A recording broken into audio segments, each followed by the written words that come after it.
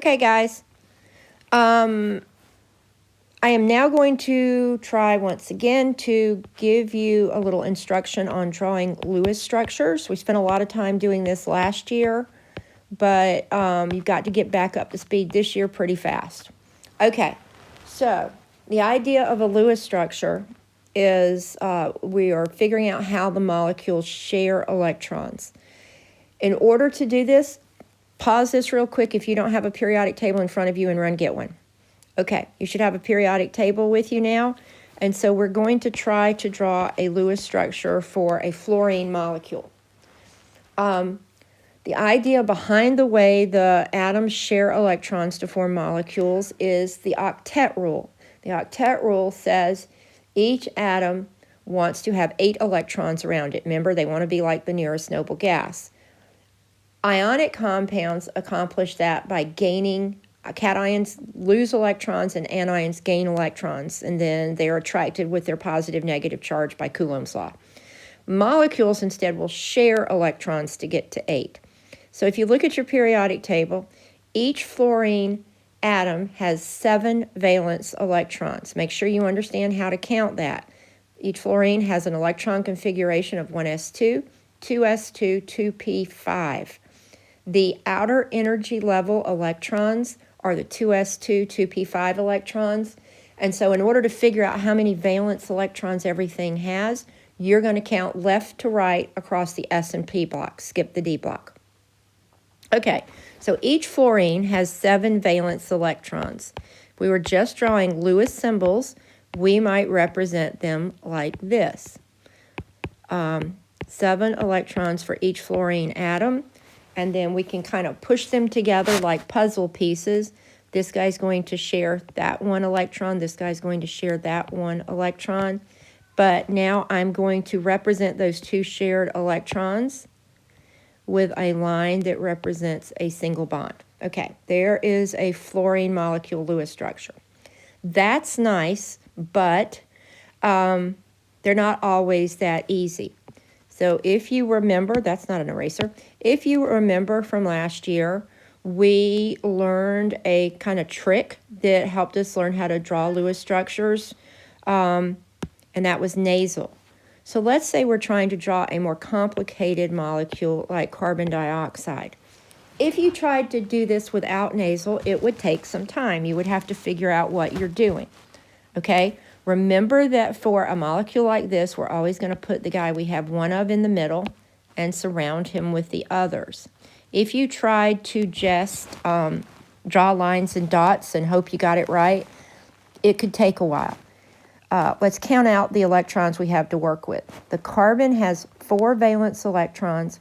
Each oxygen has 6 valence electrons, so that's a total of 16 electrons we have to work with.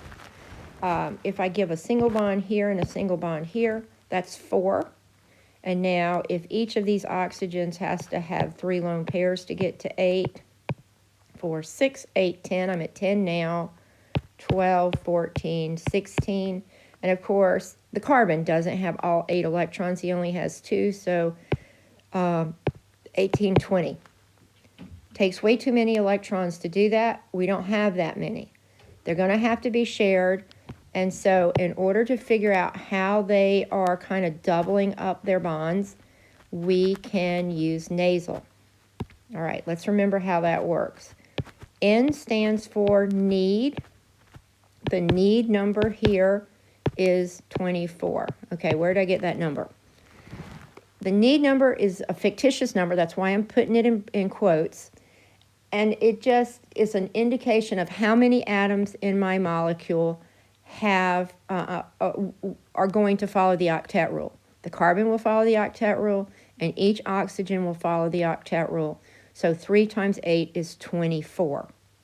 The available number is the number that I actually have to work with, the number of valence electrons everybody has added up. So here I have 16.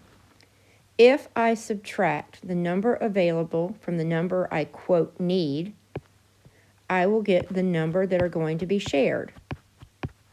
So 8 electrons in this molecule are going to be shared. Those are the electrons that are going to form my bonds.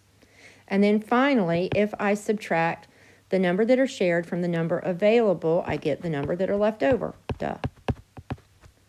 Okay, so I've got 8 electrons left over.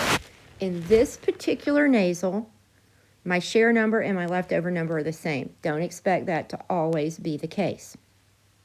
Okay, so using this, I'm now ready to draw a Lewis structure.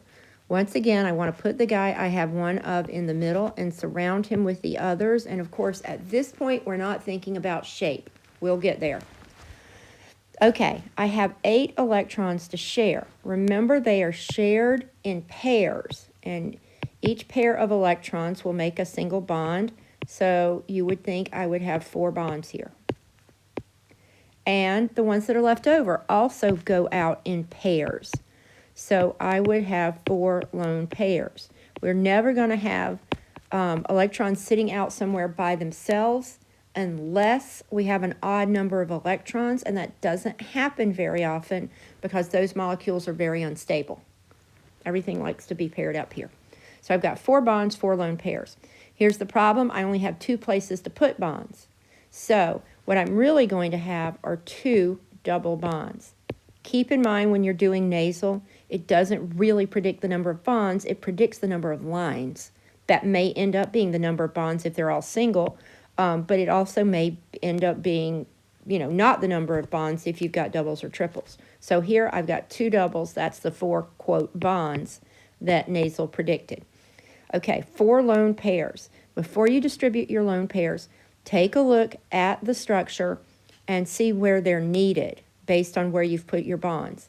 The carbon here in the middle already has 2, 4, 6, 8 electrons around it. He doesn't need lone pairs. But each oxygen only has 4 electrons next to it with that double bond. So each oxygen is going to need 2 lone pairs. Okay, there we go. That's carbon dioxide. In other videos, I'm going to go into the exceptions and how we draw things when nasal doesn't work. So thanks, guys.